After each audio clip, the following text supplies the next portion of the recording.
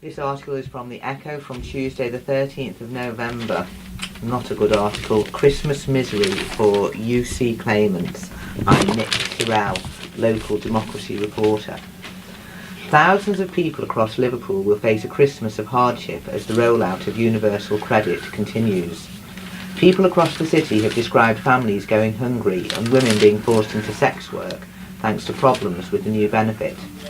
Now a council report reveals that 2 job centres in the city will be moved over to a new stage of the benefits rollout at the beginning of December. It means that some people living in these areas could be switched to universal credit before Christmas. But with claimants facing a waiting time of 5 weeks between being signed up and getting any money, people who are moved over in December face a desperate festive period. Those who use Everton or West Derby job centres face the new universal credit rules when it is rolled out there on December the 5th. This will affect people across all or part of 13 wards. They are Anfield, Childwall, Clubmoor, County, Croxteth, Everton, Kirkdale, Knotty Ash, Norris Green, Old Swan, Tewbrook and Stonycroft, West Derby and Yewtree. If someone living in these areas is moved to the new benefit on the first day of the rollout in December, under the current waiting period they wouldn't get a payment through universal credit until January the 9th at the earliest. The council predicts that just under 3,500 people living in the areas affected by the December rollout face being moved onto universal credit within a year. Across the city that number is closer to 9,000, with people who use Belvale, Garston, Toxteth and Williamson Square job centres already subject to these new rules. People will only be moved to universal credit at this stage if their work or home situation changes. There are a number of things that count as a change of circumstances.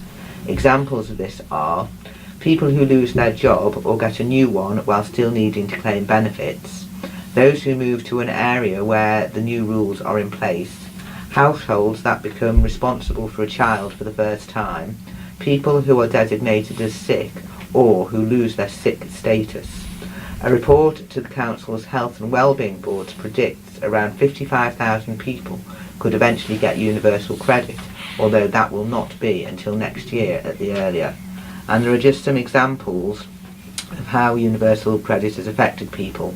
Bootle mum of 2, Debbie Brown, 38, told the Echo that her son and daughter, Callum 15 and Chelsea 7, often go without a meal before bed because of universal credit.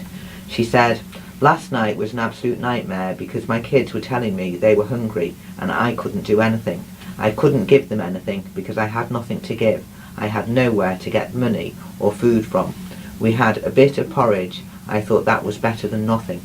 It's not the first time. It's 3 out of 4 weeks a month that I'm trying to get through the day and find ways to make money, just to feed them."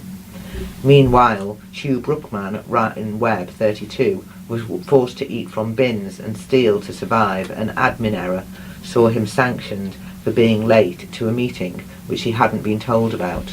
It left him with just £26 to live on for a month.